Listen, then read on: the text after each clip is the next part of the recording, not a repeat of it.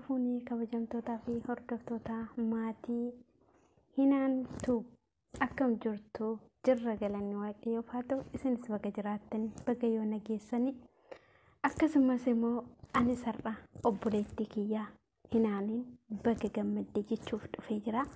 Obboleettii kiyya hinaan baga waaqayyo si gammachiise baga waaqayyoon dadhabbii kee ganamaa galgala hojjechaatii hojii madaamirratti hirriba kee dhabdee dafqaati turte baga dafqa kee kanarratti immoo waaqayyo si milkeesse waaqayyo si gammachiise gammachuun kee gammachuu keenyadha.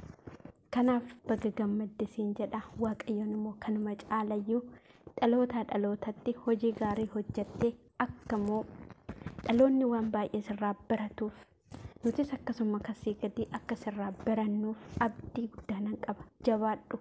Waaqayyoon bahaa fi gala kee haa eebbisu. Hojii kee hundumarratti eebbisa barakannisaa si wajjin haa ta'u.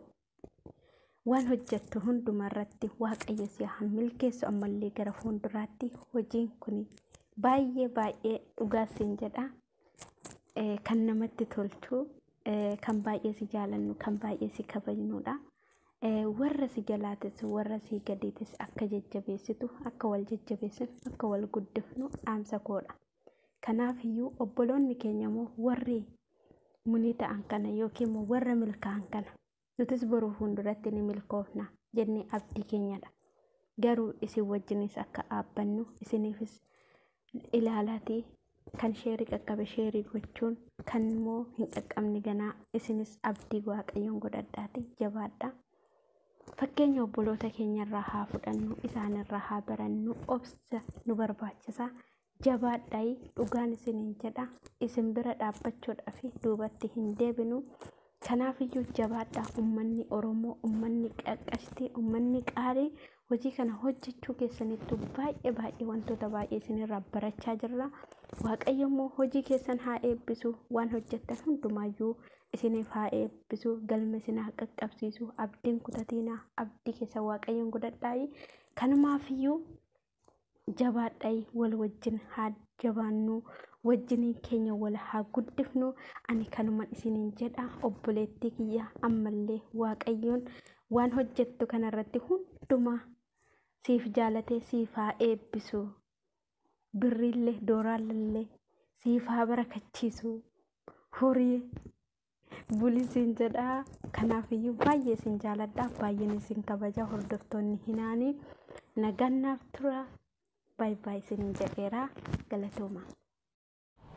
Assalamu alaikum warahmatullahi wabarakatuh. Ashama harka fuunee jirtu hundumti keessanuu daawwattoota hinaantuufi bakka jirtanitti akka nagaa qabdan abdiin qaba. Asumaanuu maarri congratulations jechuun hin barbaada obboleettii teenya hinaanii kun jalqabaa hanga isa xumuraa akka itti fuftuu abdiin qaba. Akkasumas mul'ata kan kee yookiin kaayoo kan kee karooraati karoorfattee waan kana jalqabdeen milkaa'uu keetiif hedduun si gammadee jira. Ammas kana caalaa jabaadhuun dhaamsa kooti. Akkasumas daawwattoota hinaan moonii taate jettanii irraa dheessuu osoo hin taane laayik bakka itti diimtuu san kilik gochuun jajjabeessuun anaasii irraahi. Kanaaf jajjabeessaa komentii bareedduu kaayaa fi bakka isin dogongortee dogongora kan kee sirreeffadhu jedhaanii komentii jalatti barreessaa isiniin jedha. Bakka jirtanitti nagaanaaf jiraadha. Hunda keessanuu isin jaaladha. Nagaatti. Ashamaa akkam jirtan hordoftoota kabajamtoota qaqqaaliiwwan gaggaariiwwan ilmaan Oromoo hinaantuu jalatti kan argamtan hundumti keessanuu nagaa fayyaa keessanii jirtanii akkamime jirra galata waaqayyoo. Hinaanii obboleetti keenya qaalii baga gammaddee bakka waaqayyoon si milkeessee akkasumas immoo sirra darbee ilmaan ijoollee keetitti akka darbuuf waaqayyo siif taasisu. Waan gaarii hojjettee sabaaf sagalee kan ta'u sabaaf gargaarsa kan ta'u miidiyaa gaarii siif haa ta'u kan ijoollee keetitti si darban jechuudha. Kan dhala keetitti darbu siif haa ta'u siin jedha qaalii ta'uu baga gammaddee congratulations siin jedheetan jira. Akkasumas immoo hordoftoonni hinaantuu jalatti argamtan hundumti keessanuu baga gammaddanii. baga wajjiniin dadhabdanii isinis hordoftanii sheerii gochuudhaan laayikii gochuudhaan koomentii gochuudhaan isinillee wajjin dadhabdanii kanaaf isinillee hundumti keessanuu baga gammaddan isiniin jechuun jaaladha. Hundumti keessanuu iddoo jirtanitti araarri Waaqayyoo nageenyi Waaqayyoo isinii haa baay'atu obboloota koo qaalii. Nagaan naa turaa turtii gaarii ammas immoo biraan hafi namoonni taateettanii jajjabeessanii isiniin jechuun jaaladha. Galatooma guddaa.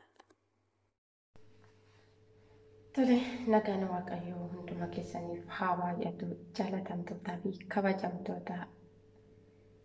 Nagaa keessanii fayyaa keessanii ani nagaa godha baga nagaa taatanii akkasuma hundumti keessan musliima hordoftoota inaan YouTube jalatti kan argamtan akkam jirtu nagaa keessanii fayyaa keessanii ani nagaa godha baga nagaa taatanii isiniin jechuu jaaladha.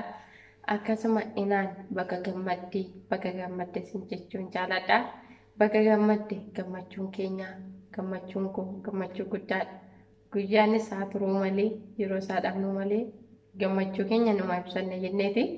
Kanaaf baga gammadde isin jechuun jaaladha. Haadhoo koo baga gammadde baga dadhabbiin kee karaatti si jala hin hafiini baga gammaddan obboloonni koo inaan maatiin hinaan YouTube jalatti kan argamtan baga gammadde.